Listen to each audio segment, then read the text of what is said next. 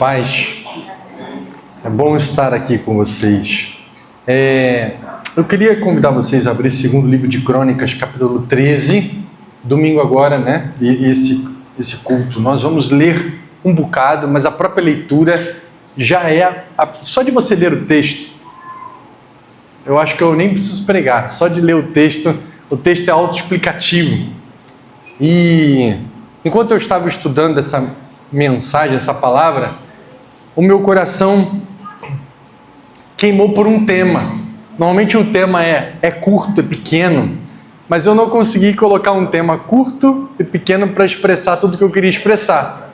Eu coloquei o tema lá no grupo da Antioquia, de WhatsApp, que é aliança irrevogável, que é da parte de Deus, aliança irrevogável, mas princípios espirituais e uma vida totalmente dedicada ao Senhor transformam as suas guerras em guerras do Senhor. Então a gente tem um combo: a aliança do Senhor, a aliança que Deus faz conosco, que é irrevogável, mais o cumprimento de princípios espirituais, mais uma vida totalmente dedicada ao Senhor e um coração totalmente dedicado ao Senhor, transformam as nossas guerras como guerras do Senhor.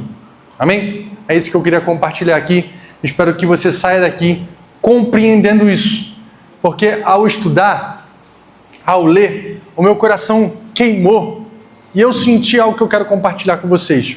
Espero que você saia daqui também entendendo e compreendendo isso, para que você tenha certeza, fé, convicção, perseverança, constância e paz. Amém? Eu acho que o pessoal já deve estar começando a sentir frio, né? Porque o ar-condicionado... Tem que botar no 23, que eu acho que deve estar no 18 agora. Botar no 23 tá bom. O daí de trás.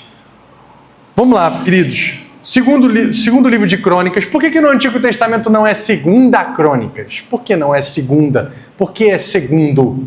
Porque é livro, não é carta. Tudo que está no Antigo Testamento é livro, tudo que está no Novo Testamento é carta. Então vamos lá, segundo livro de Crônicas, capítulo 13. Eu vou ler um bocado, mas entenda que essa pregação aqui hoje, na leitura, já é a pregação junto, então preste muita atenção. Deixa o seu celular no silencioso, para ele não apitar, né? Vou até colocar o meu também, para o meu não ser... o que atrapalha aqui também. Mas vamos lá, pessoal. O segundo livro de Crônicas, capítulo 13.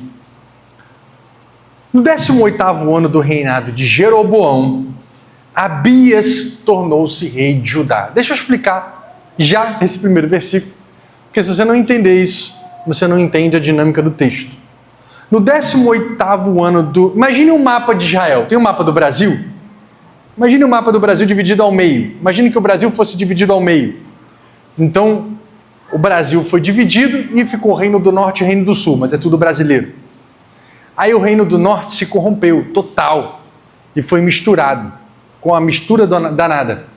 E aí que Jeroboão introduziu bezerros de ouro, adoração, e aí lá na frente se tornaram os samaritanos. E o povo do Sul ficou ali, brasileiro puro, linhagem pura, sem mistura com outros povos, e com uma adoração mais centrada em Deus.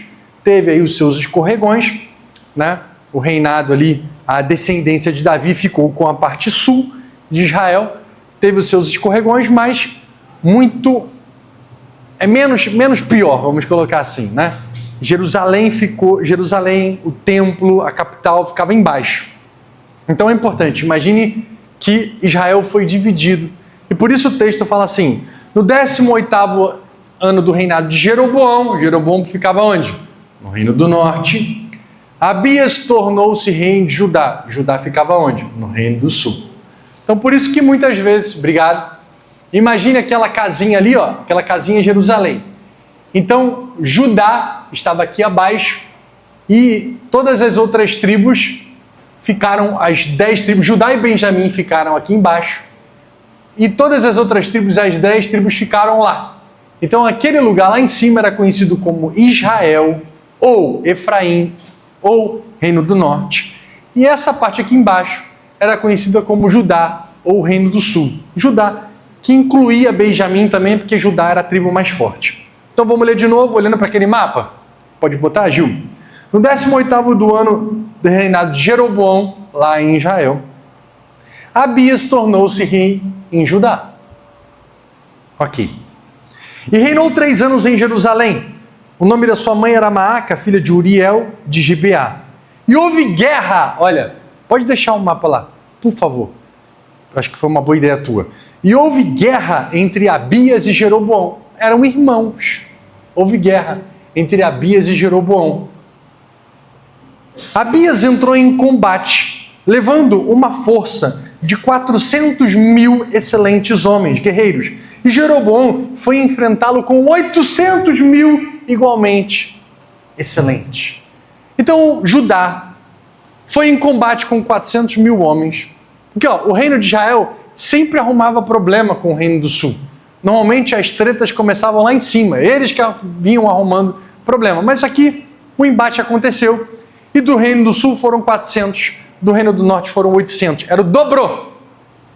Era o dobro praticamente. Abias subiu o monte, nos montes de Efraim gritou: Jeroboão e todo Israel. Olha isso aqui é lindo, já. A pregação já começou, né? A gente está no meio de uma batalha, no meio de uma peleja, e olha como o rei se comporta.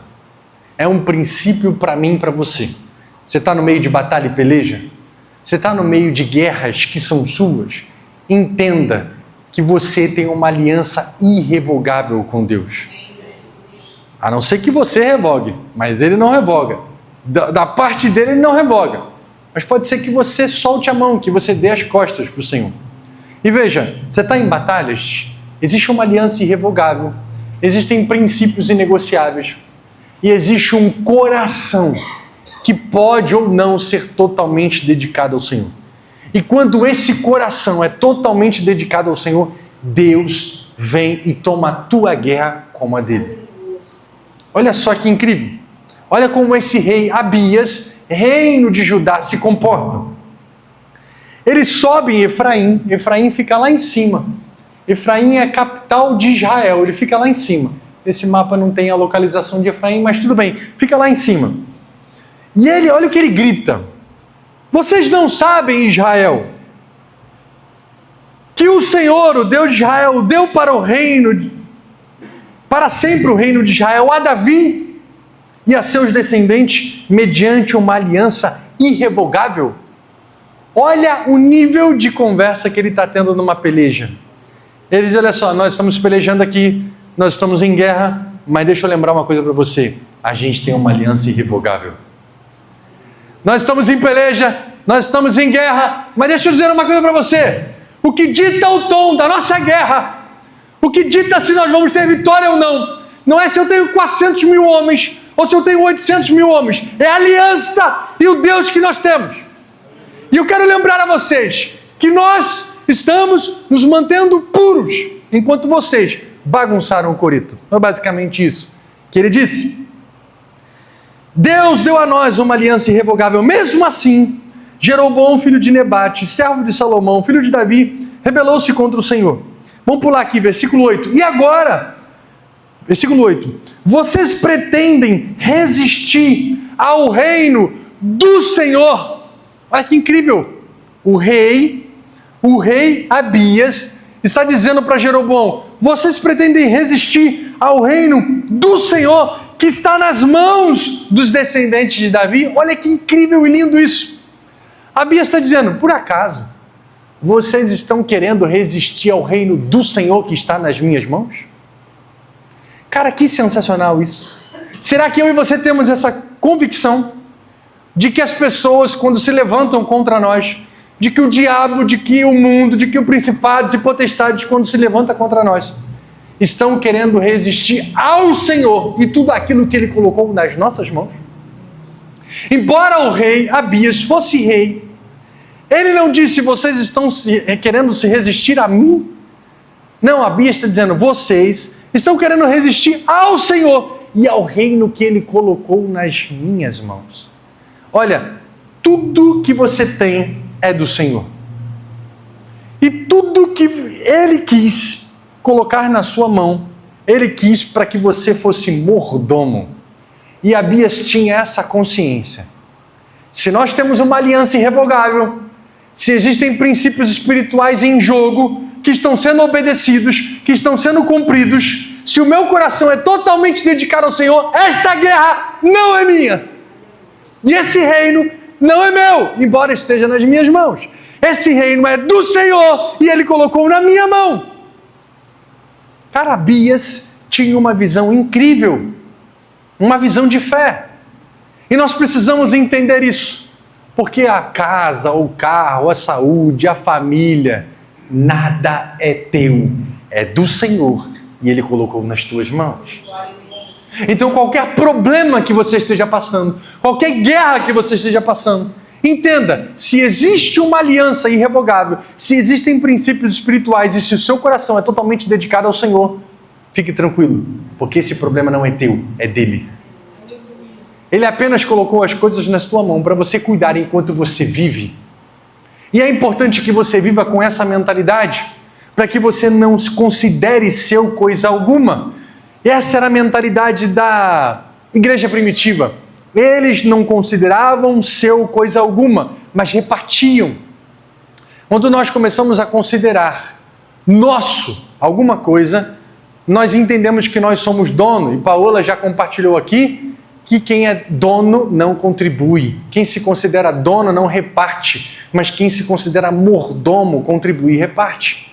Quem se considera mordomo não considera dono, não vai trabalhar para proteger o que Deus colocou nas suas mãos a todo custo, não.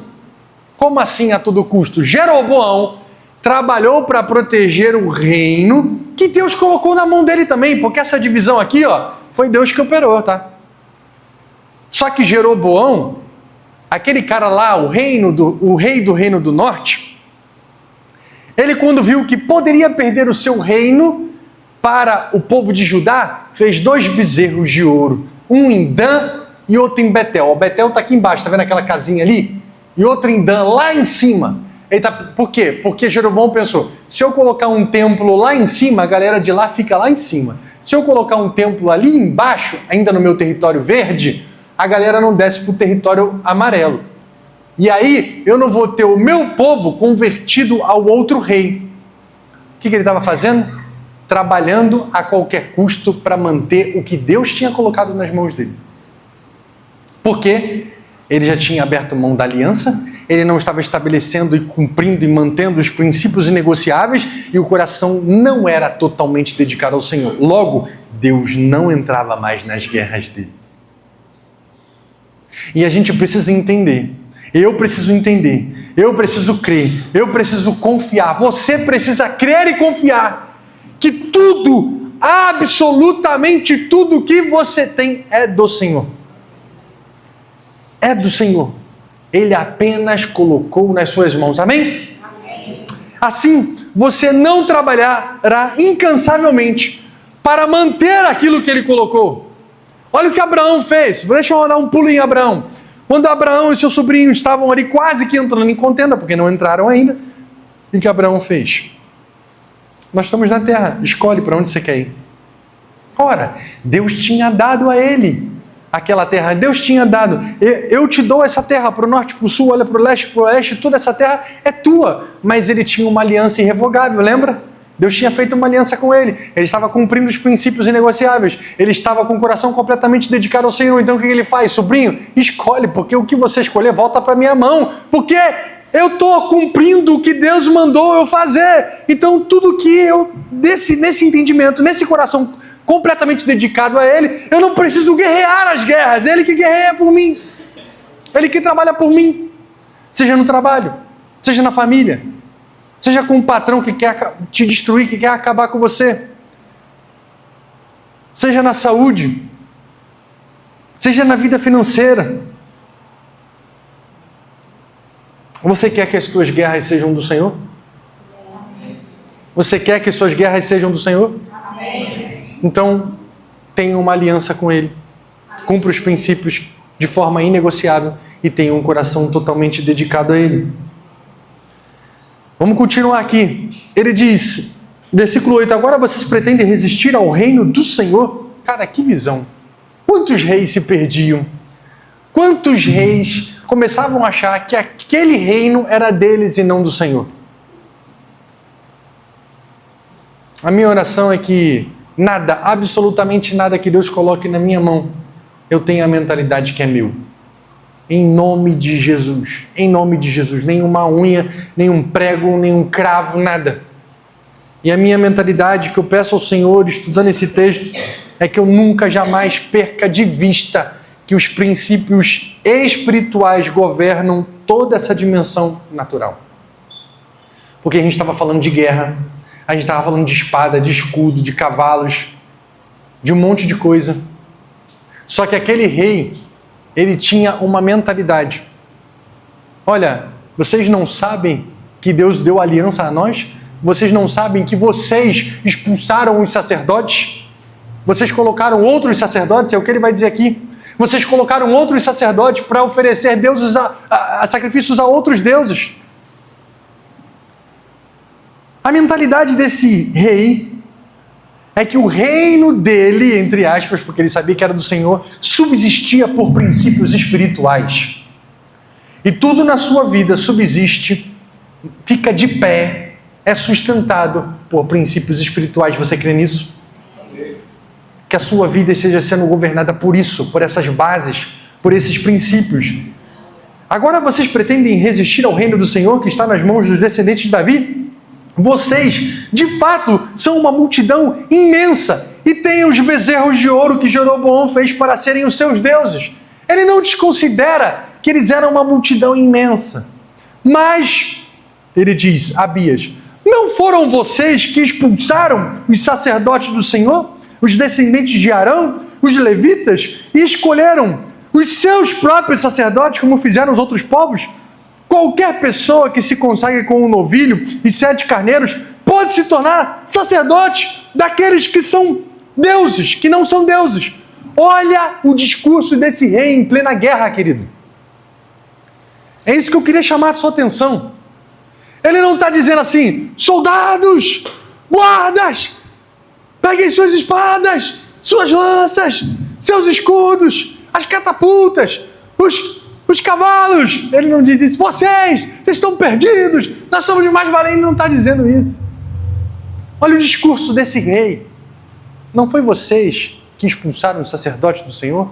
Não foram vocês que consagraram qualquer um para ser levita de deuses estrangeiros? Não foram vocês que instituíram bezerros de ouro? Cara, nitidamente agora vocês estão querendo se resistir ao Senhor. Olha o discurso dele espiritual. A grande pergunta para a nossa vida, para a minha vida, para a tua vida é: quando nós temos uma batalha, quando nós temos uma guerra, a nossa linguagem é espiritual ou é carnal?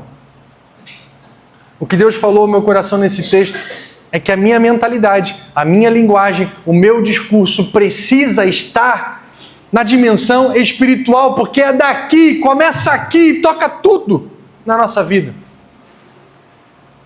Às vezes nós falamos, vamos orar como um chavão, mas que a nossa expressão, que o que sai na nossa boca seja de verdade. Quando alguém vier te chamar, você fala, vamos orar. Vamos orar porque você crê, de fato, você crê no poder da oração, e você crê que através da oração, Deus pode mexer em todos os cenários. Versículo 10. Quanto a nós, o Senhor é o nosso Deus, e nós não o abandonamos. Os nossos sacerdotes que servem ao Senhor, auxiliados pelos levitas, são descendentes de Arão. Olha o que ele está dizendo. Nós nos mantemos puros. Nós não colocamos qualquer um. Nós não abrimos mão de princípios.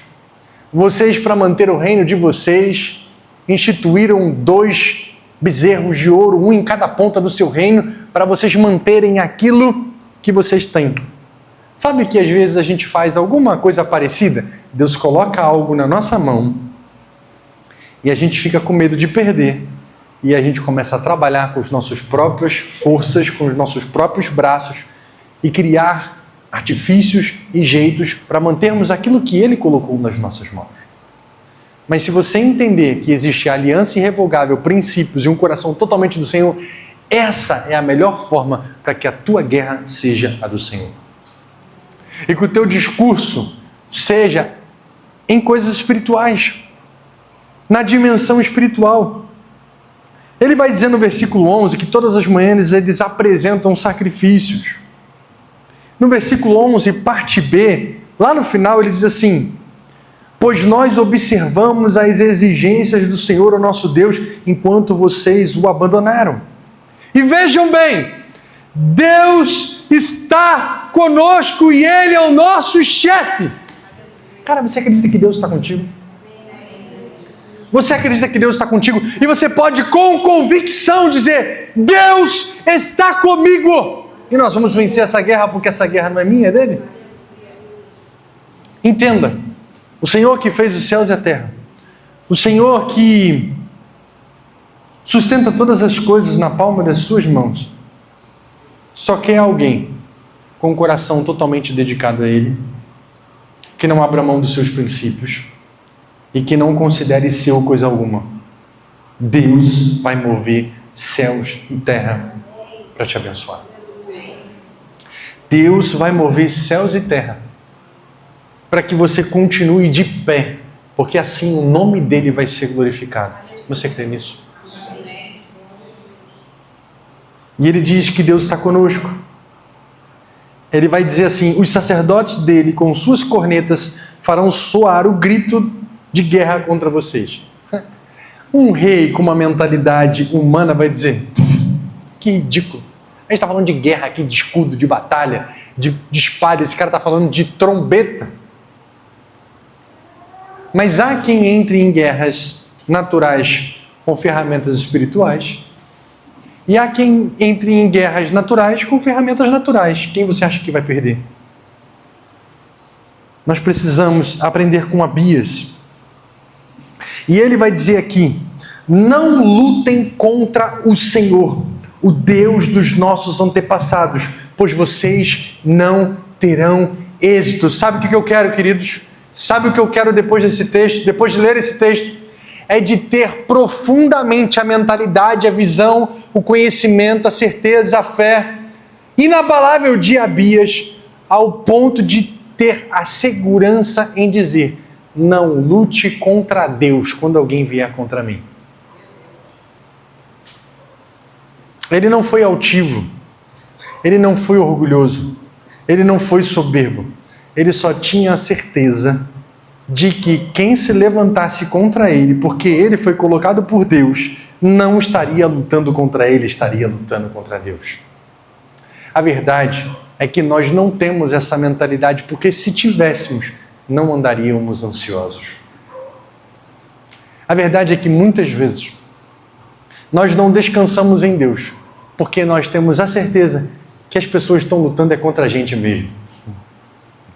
Agora, quando nós estamos com a visão e com a mente de Abias, nós descansamos e nós podemos dizer: não venham, não lutem contra o Senhor, pois vocês não terão êxito. Fale a verdade. Você é como Abias? Você é como Abias? Você consegue dizer: olha, se você está se levantando contra... E aqui você sabe que a nossa igreja não fica enfatizando de que Deus vai pesar a mão sobre o fulano de tal, sobre o inimigo. Não é sobre isso que nós estamos falando. Mas você consegue ter a certeza e a paz no coração de entender que quem está se levantando contra você, na verdade não se levanta contra você, se levanta contra Deus. E Deus é poderoso para fazer infinitamente mais do que pedimos ou pensamos. Quando Ele se levanta, ninguém pode impedir. A palavra de Deus diz que muitos povos acharam em determinado momento que Deus estava demorando. Apressa-te, Senhor, apressa-te em socorrer, mas existe o tempo dele. Quando Ele se levanta e estende a mão, querido, acabou.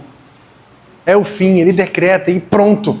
As portas se fecham, as portas se abrem, o mar se abre. Tem porta que se fecha, tem porta que se abre, porque é Ele que vai dar ordem. O mar se abre, o muro se derruba. Eu achei tão incrível. O texto fala que Jeroboão, ele dividiu o exército e colocou um grupo pela frente e um grupo por trás. No versículo 14 diz que quando o exército de Judá se virou e viu que estava sendo atacado pela frente e pela retaguarda, clamou ao Senhor. É fácil escrever, difícil viver. Difícil no calor da emoção, no sangue quente, no meio da batalha. Você clamar ao Senhor. Só faz isso quem tem a mentalidade, a visão espiritual e que entende que o que faz toda a diferença, acima de toda estratégia, acima de todo preparo, acima de toda artimanha, é o Senhor. Em plena guerra, eles clamaram ao Senhor. Muitas vezes nós não fazemos isso. Muitas vezes tentamos resolver com as nossas próprias mãos. E quando não há mais jeito, nós clamamos ao Senhor. Eles clamaram de pronto. Eles clamaram primeiro. E é isso que eu e você precisamos aprender. É essa perspectiva, é esse entendimento que nós precisamos ter. Quando formos atacados, quando vierem pela nossa retaguarda, quando vierem à frente de nós, a primeira coisa que precisamos fazer é clamar ao Senhor. Enquanto você estiver tentando agir com a sua própria força e com o seu próprio entendimento, Deus estará cruzando as mãos e deixando você trabalhar por você mesmo. Mas quando você clama ao Senhor, Ele age em teu favor. Os sacerdotes tocaram as cornetas. Olha como uma peleja era totalmente espiritual, era através de clamor. Isso não significa que eles não pegaram espadas, isso não significa que eles não treinaram os 400 mil homens que eram homens guerreiros excelentes. Faça a sua parte. Eu não estou dizendo aqui que você precisa ser um descansado. Alguém que não levanta da cadeira, alguém que não tem sangue nos olhos, alguém que não vai trabalhar, alguém que não vai se capacitar, alguém que não vai estudar. Não é isso que eu estou dizendo. Porque muitas pessoas vão para um outro extremo e dizem só que Deus vai fazer, mas aqueles 400 mil homens eram excelentes guerreiros. Enquanto eles estavam nas suas casas, nos seus terrenos, certamente eles treinavam uns com os outros, na espada, no escudo, no estilingue, na funda, na lança, no arco e flecha, não sei. Eles treinavam. Eles eram excelentes. Agora, eles não confiavam na sua própria excelência. E nós precisamos ter um combo e juntar as coisas, sendo que uma sempre vai prevalecer a outra. Qual o combo? É o teu preparo e o teu descanso e confiança em Deus. Sabendo que é no mundo espiritual que nós vamos vencer sempre. Só que isso não te exime de fazer o que você tem que fazer. Existem muitas pessoas, muitas por aí, jogando para Deus o que não se deve jogar. Não se prepara, não luta, não cai dentro, é medíocre, é mediano, não se doa, não se entrega no trabalho, na família, no casamento e quer viver o extraordinário. Não vai. Porque são as duas coisas que precisam acontecer. Esses homens eram 400 mil homens excelentes, guerreiros. E a gente precisa ser guerreiro nesse Brasil, né? A gente precisa ser guerreiro no Rio de Janeiro. A gente precisa ser guerreiro nesse tempo. A palavra de Deus diz que inútil, se você não confiar no Senhor, inútil é dormir tarde e acordar cedo e penosamente trabalhar, porque o Senhor dá aos seus amados enquanto dorme, se você não confiar no Senhor. Mas isso não significa que também você não tenha que acordar muito cedo e dormir muito tarde, porque Deus está trabalhando com você. Por você. Isso não significa. Porque tem textos, e eu vou me lembrar depois para colocar no grupo da Antioquia, de homens de Deus que trabalharam, perderam noites de sono para conseguirem conquistar o que precisava ser conquistado. Logo, a melhor coisa que a gente tem que ter na nossa vida é equilíbrio. Confiando sempre que Deus trabalha por nós, amém? Abias era um homem de Deus. E os homens de Judá, diz a palavra, deram um grito de guerra. E ao som do grito de guerra, Deus derrotou Jeroboão. Olha que interessante. Eles deram um grito de guerra. O grito de guerra, emocionalmente, serve para estimular.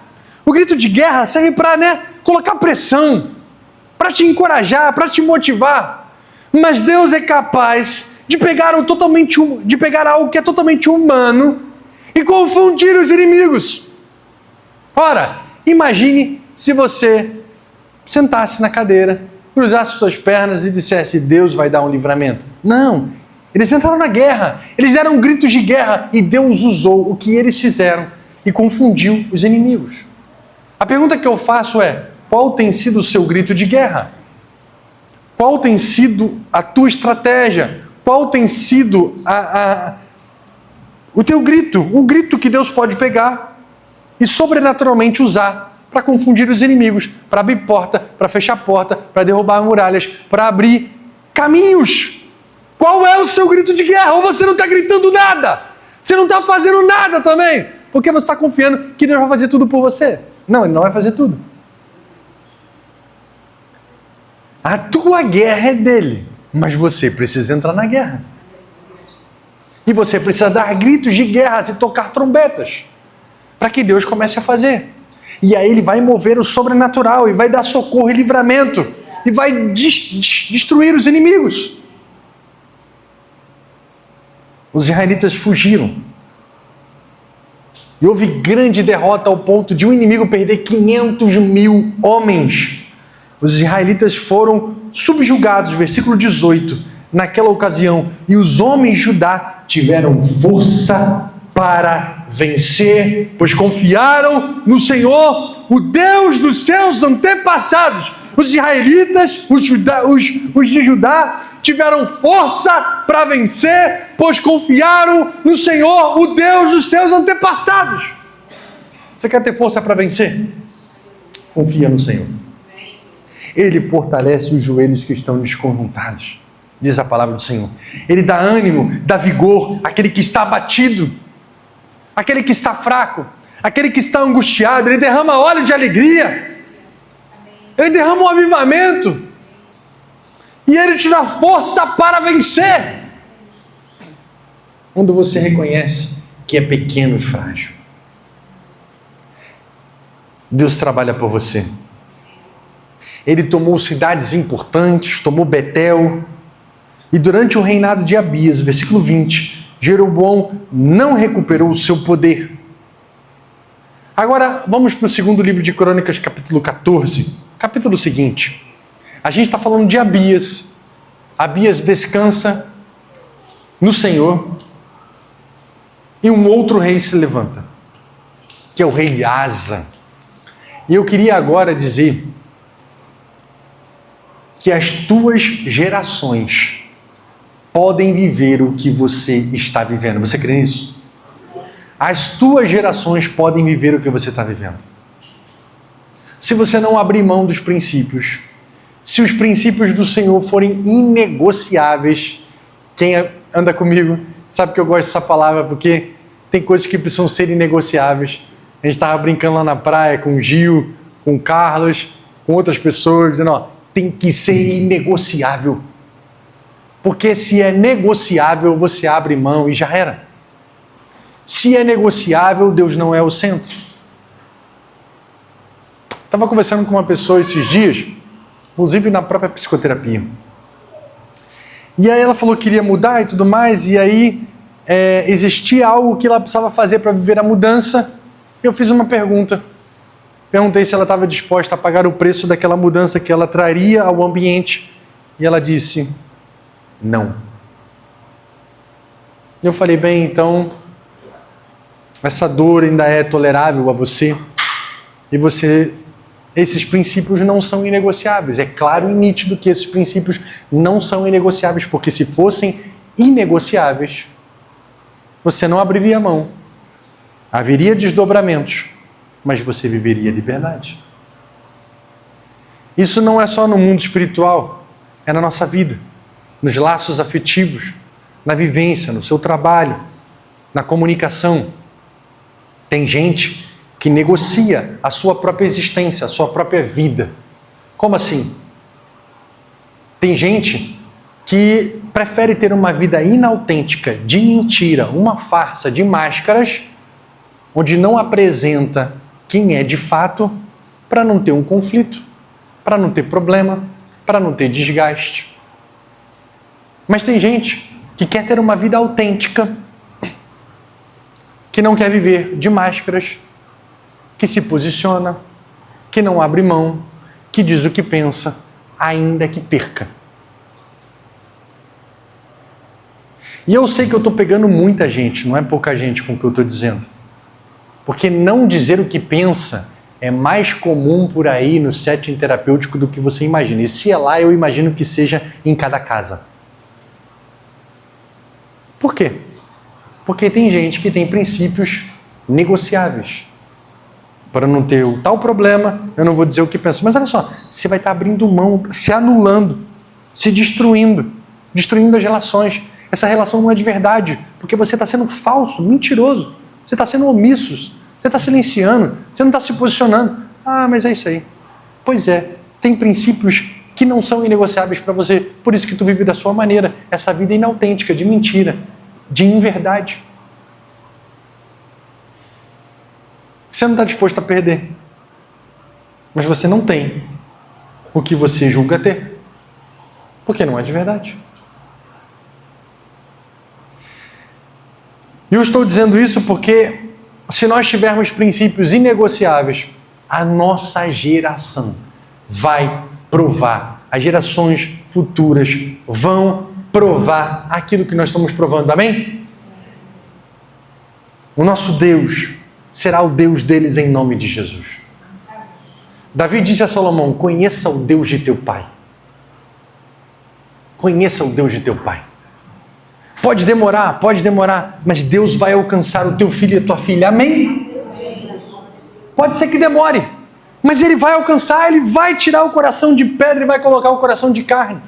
Apenas continue mantendo os princípios inegociáveis. Eles sabem que você tem princípios inegociáveis, eles sabem.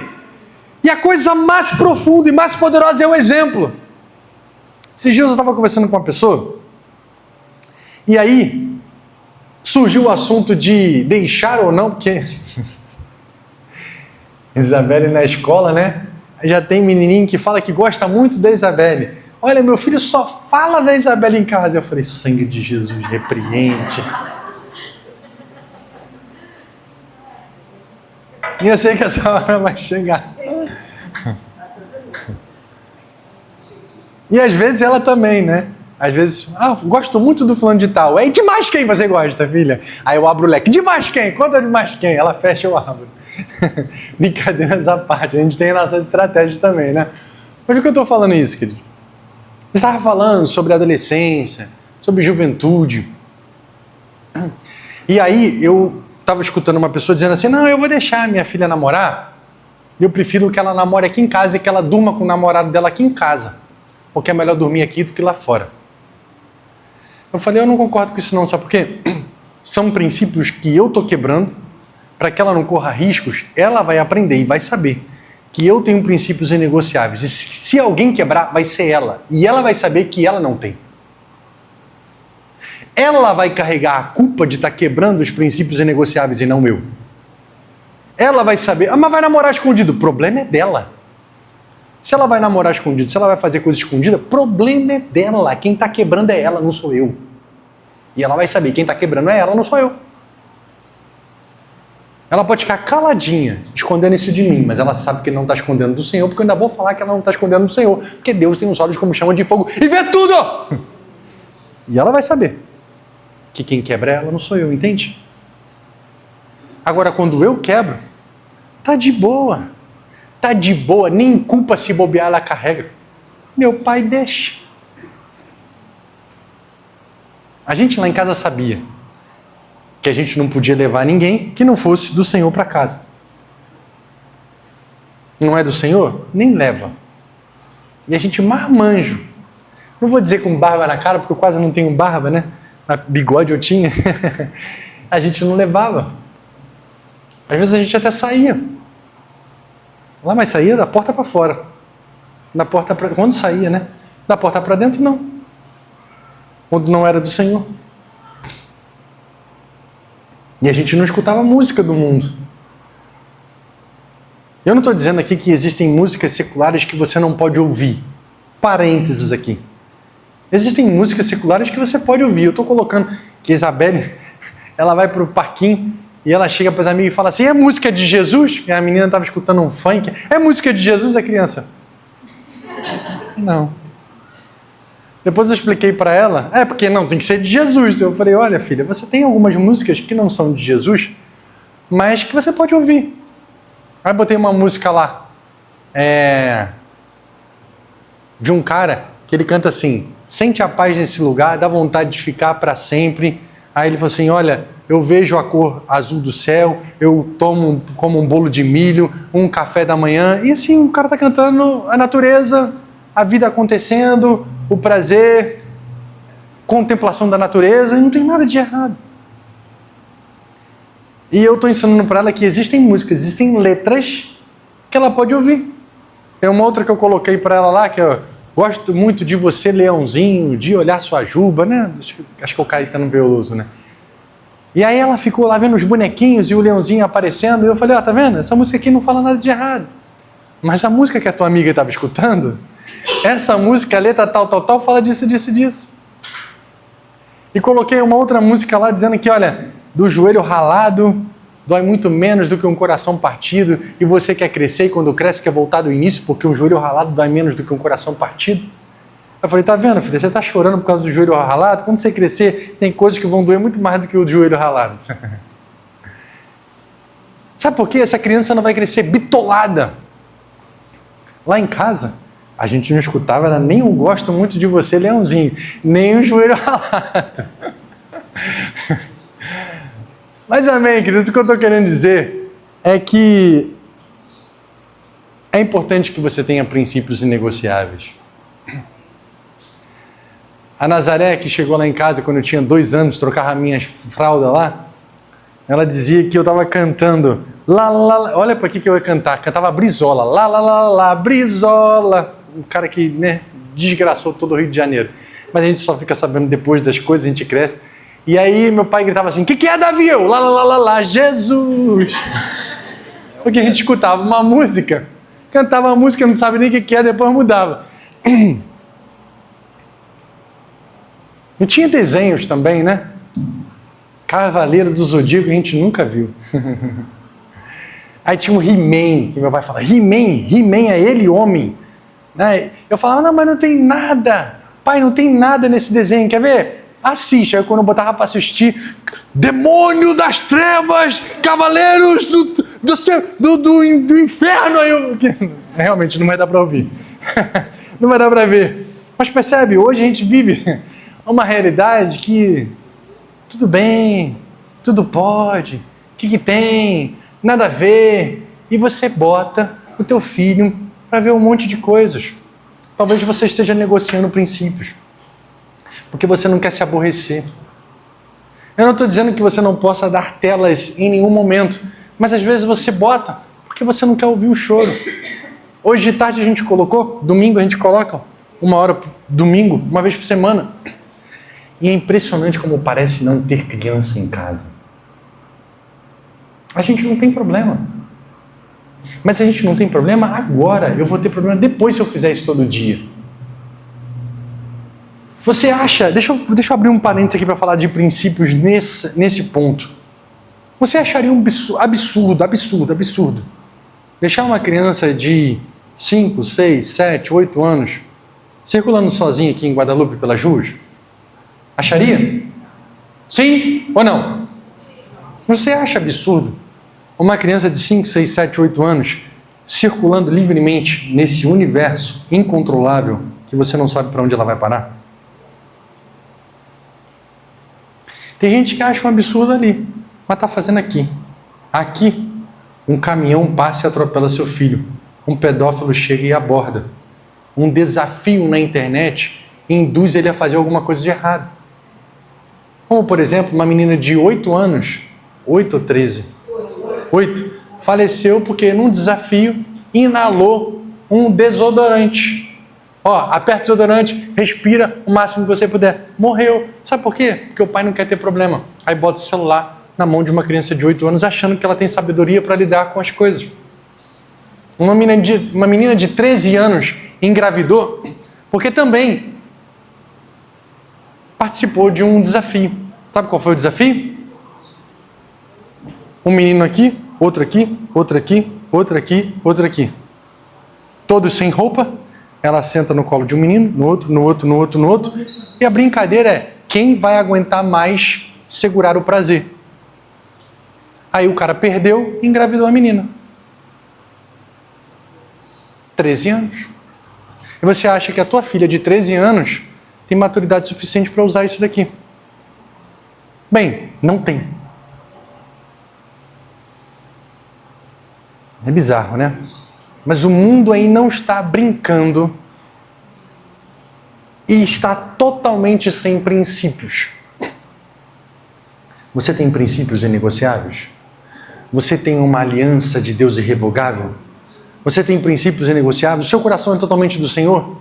As tuas gerações podem viver aquilo que você está vivendo. Você crê nisso? Mas é importante que você tenha princípios inegociáveis. Abias passou os princípios para Asa. Eu quero continuar e vou correr. 14, versículo 1. Abias descansou com seus antepassados e foi sepultado na cidade de Davi. Seu filho Asa foi seu sucessor. E em seu reinado, o país esteve em paz durante 10 anos. Asa fez o que o Senhor, o seu Deus, aprova. Olha, Abias já tinha feito muita coisa. Abias não tinha se corrompido. No entanto, no reinado de Abias, pai de Asa, que nós vamos ler, ainda tinham alguns lugares com ídolos. Não que ele colocou, mas que pessoas levavam. E Asa, o seu filho, retirou os altares dos deuses estrangeiros, despedaçou colunas sagradas, derrubou postes sagrados e como rei, olha o que ele podia fazer no versículo 4, ordenou o povo que buscasse ao Senhor. Ele como rei não poderia fazer com que, por exemplo, a Tânia em seu coração amasse o Senhor. Mas o que ele podia fazer, ele fez. Ele ordenou que ela buscasse o Senhor. Ele deu ordem para o operacional. Ele estimulou, ele criou um ambiente. E que obedecesse às leis e os mandamentos. Retirou os altares idólatras, os incensos.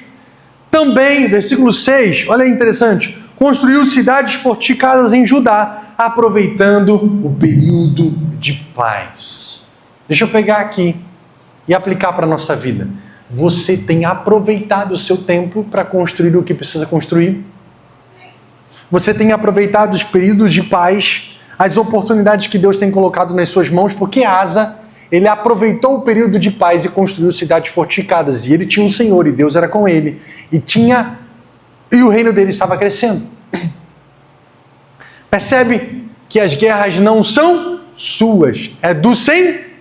No entanto, a gente precisa fazer a nossa parte e construir o que precisa ser construído no tempo que tem que ser, que é dado ao Senhor.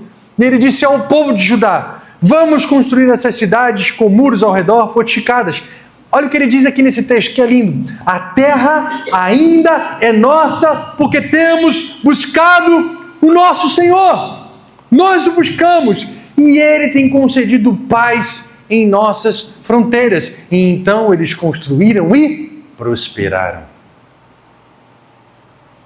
Vou ler de novo. A terra ainda é nossa, porque temos buscado o Senhor. Aquilo que Deus colocou nas tuas mãos ainda está nas tuas mãos, porque você tem buscado o Senhor. A terra é sua e você tem a oportunidade de construir nesse tempo de paz, porque você tem buscado o Senhor, porque Deus tem concedido. O que eu quero dizer é o seguinte aqui para cada um de vocês, para que você pense. O que você precisa construir em tempos de paz? Aonde você precisa arregaçar as mangas, não é ser um descansado, mas aonde você precisa arregaçar as mangas para construir em tempo de paz? Ah, mas a terra é nossa, Deus está conosco, a paz, Ele deu vitória dos inimigos, então eu vou cruzar as pernas? Não! Eu vou arregaçar as mangas. Eu vou construir em tempo de paz. Eu vou construir cidade fortificada porque eu sei que tanto o Senhor quanto a cidade fortificada com muros são importantes. Amém, queridos? Eu queria que você anotasse no seu papel aí, no seu bloco de notas. A gente fala papel que tem mais de 30 anos. Mas tem gente, né, que nunca sacou nem dinheiro, também não tem papel para escrever, né? Então escreve no bloco de notas digital, porque você é mais novo. Eu atendo gente mais nova, que eu falo assim, pega um papel aí e anota. Aí a pessoa fala assim, eu não tenho papel. Eu falei, tá bom, anota no bloco de notas. Ah, tá bom.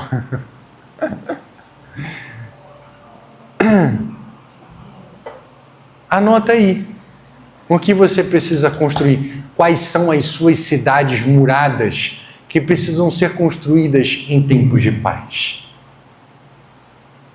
Eu não sei se existe alguém aqui que está passando uma grande enfermidade, um grande vendaval, uma grande turbulência. Mas nesse tempo não dá para construir nada, só dá para clamar e pedir para o Senhor, acode-me, livra-me. Esse tempo não é tempo de construir. Mas é importante a gente discernir o tempo e o modo, as estações, para que a gente construa em tempos de paz. Amém, queridos?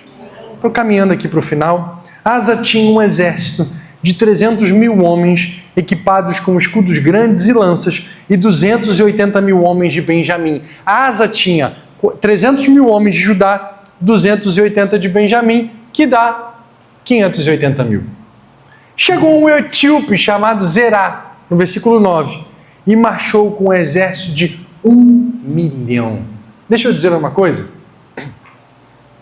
As batalhas que vão fazer você crescer nunca serão menores ou do mesmo tamanho que você. As batalhas que vão te fazer crescer são sempre maiores. Eu tenho conversado com o Senhor, internamente, dizendo, Senhor, eu quero ser uma pessoa de fé, eu quero confiar no Senhor. Eu estou encerrando um ciclo, foi uma batalha terrível desde janeiro. A minha vida parou desde janeiro. Eu creio que está chegando ao fim. Amém. E vai ser uma experiência que eu quero... Estou esperando finalizar para contar para vocês. Mas eu estou dizendo, Senhor, eu não sei se está iminente a próxima. Eu só sei que na próxima eu quero ser uma pessoa de fé. Muito mais do que fui. Eu quero confiar em Ti. Eu quero entrar com esse entendimento de Abias e de Asa. Porque Asa vai clamar ao Senhor quando ele vê aquele imenso e terrível exército de 1 milhão de soldados, no versículo 9. Asa saiu para enfrentá-los, no versículo 10. Se puserem com disposição de combate. E no versículo 11, o que ele fez? O que o seu pai fazia. O que ele fez? O que o seu pai fazia. Sabe o que o seu filho vai fazer? O que ele vê você fazer. Via de regra, ele vai fazer o que ele vê você fazer. Se você clama ao Senhor, ele vai clamar ao Senhor. Se você reclama, ele vai reclamar. Se você xinga, ele vai xingar. Se você se desespera, ele vai se desesperar. Mas Asa, a Bíblia diz que ele clamou ao Senhor. E ele diz, não há ninguém como tu para ajudar os fracos contra os poderosos. Você se vê assim? Um fraco? Pois diga como Asa, Senhor, não há ninguém como tu para ajudar os fracos contra os poderosos. Diga isso, não há ninguém como tu, Deus, para ajudar os fracos contra os poderosos. Ajuda-nos, Senhor. Ó Senhor, o nosso Deus, pois em Ti pomos a nossa confiança. E olha o que ele vai dizer agora. E em Teu nome, viemos contra esse imenso exército. Queridos, só vai em nome de Jesus quem entende que a batalha é dele. Ele fez exatamente como seu pai fazia. Essa batalha não é minha, eu estou indo em Teu nome, a batalha é Tua, não é minha. E ele termina, ó Senhor, Tu és o nosso Deus, não deixe o homem prevalecer contra Ti. É por isso que eu disse que com alianças irrevogáveis, com princípios inegociáveis, com o coração totalmente do Senhor, a tua peleja não é tua, mas é do Senhor. E é por isso que Asa diz, Senhor, Senhor, eu estou clamando e Tu és poderoso para intervir e ajudar os fracos contra os poderosos. E eu vou em Teu nome, não deixe, Senhor, que eles prevaleçam contra Ti. Mas a batalha, quem está lutando sou eu, mas não é contra mim, é contra Ti, Senhor. Que visão! Que visão! Olha, eu queria ouvir todos vocês, mas eu sei que não vai dar para ouvir todos vocês. Talvez no PG, talvez depois em inbox, se você quiser me mandar uma mensagem para responder essa pergunta que eu estou fazendo para você. Você acredita do fundo do seu coração que o que quer que se levante contra você não está se levantando contra você, está se levantando contra o Senhor? Você acredita? Porque se você acredita, você vai descansar nele. E você vai dizer, Senhor, resolva esse BO, porque esse BO não é meu. Esse reino não é meu. Esse reino é teu e tu colocou na minha mão, eu sou mordomo. E a minha vida, e a minha existência, e a minha trajetória é para ti. Então resolva, porque eles estão vindo contra ti. Se eu cair, é tu que está perdendo. Porque o meu coração é totalmente do Senhor. Só um coração que não é altivo, só um coração totalmente dependente do Senhor, que confia nele, pode dizer, se eu cair, é tu que está caindo, Deus. Cara, que convicção. Que convicção. Porque a gente entende que Deus tem compromisso com quem tem compromisso com Ele. E Ele é fiel à sua própria palavra. E porque Ele é fiel à sua própria palavra, Ele também é fiel a você. A Bíblia diz que o Senhor derrotou os etíopes diante de Asa e de Judá. E os etíopes fugiram, eles caíram. No versículo 14, eles destruíram todas as cidades ao redor de Gerá, lá perto, pois o terror do Senhor havia caído sobre elas. Saquearam todas as cidades e também atacaram muitas outras coisas. Eu quero terminar em 5 minutos e em 5 minutos orar por você. Vamos para o capítulo 15. Eu disse que eu ia ler bastante.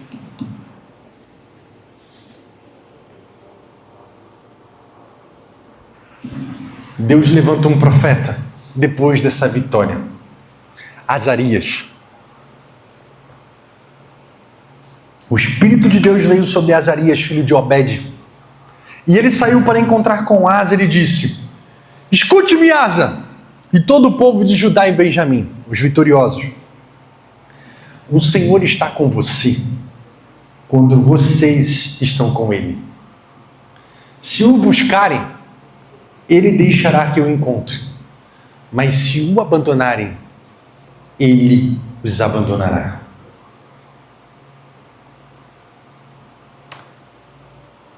O que eu acho incrível é que Deus levantou um profeta não no tempo de caos. Deus levantou o profeta no tempo de vitória, no tempo de bonança. Sabe por quê?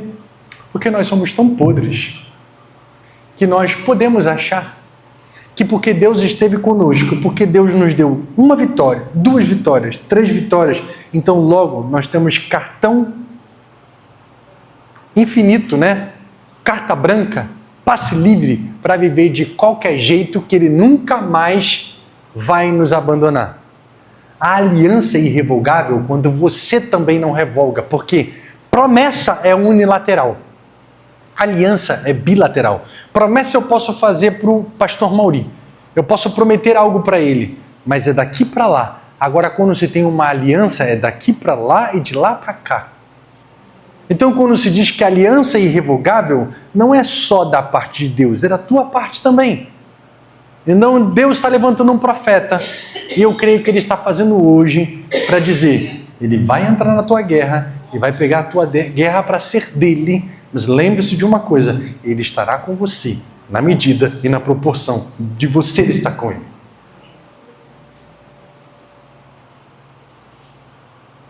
Durante muito tempo, Israel esteve sem um verdadeiro rei, Deus, né? Sem sacerdote para ensiná-lo. Mas em sua angústia, eles se voltaram para o Senhor, o Deus de Israel. Buscaram-no e Ele deixou que o encontrasse. Versículo 7. Sejam fortes, não desanimem, pois o trabalho de vocês será recompensado. A gente precisa acreditar nisso, que o nosso trabalho vai ser recompensado. Que a tua dedicação aqui em Guadalupe, na tua família, na tua casa, que teu trabalho vai ser recompensado pelo Senhor. Assim que ouviu as palavras da profecia do profeta Azarias, o filho de Obed, o rei Asa, encheu-se de alegria. Ele retirou-se mais ídolos que estavam por lá, restaurou o altar do Senhor e depois reuniu Judá e Benjamim. Olha só o que diz o texto. Versículo 9, eu quero que você preste atenção, já estou caminhando, eu sei que talvez tenha sido puxada a nossa conversa aqui, longa, mas olha o que diz no versículo 9. Depois reuniu todo o povo, Judá e Benjamim. Judá e Benjamim estavam sobre o reino de Asa. Mas olha o que ele faz. Ele reuniu Judá e Benjamim e convocou também os que pertenciam a Efraim, a Manassés e a Simeão. Opa! Manassés, Simeão e Efraim não eram do reino dele, eram do reino do norte. Mas ele era tanto uma liderança e tanto um exemplo que até as outras tribos do outro reino estavam se aliançando a ele. Pois muitos de Israel tinham passado para o lado do rei Asa ao verem que o Senhor, o seu Deus, estava com ele. Por isso acredite que muitas pessoas vão se aliançar a você por verem que Deus está com você. Eu vou ler o último versículo e eu prometo, versículo 12. Fizeram um acordo de todo o coração e de toda a alma de buscar o Senhor, os deuses dos seus antepassados. Perdão, não era esse, era o 17. Embora os altares idólatras não tivessem sido eliminados de Israel, o coração de Asa foi totalmente dedicado ao Senhor durante toda a sua vida. Eu quero convidar você a ficar de pé nessa hora, por favor. Acho que o alarme está até tocando, né? Colocou um alarme para eu parar de falar, né? Alguém aí botou. Ó, pastor, está faltando só 5 minutos, então não vai orar pela gente. O coração de Asa foi totalmente dedicado ao Senhor. E é isso que faz diferença, querido. Você acredita? Você acredita em tudo que foi ministrado aqui? Sim. Veja, eu queria chamar você, que está em peleja e em batalha. Vem aqui na frente, nós queremos orar por você. Essa batalha não é sua, é do Senhor.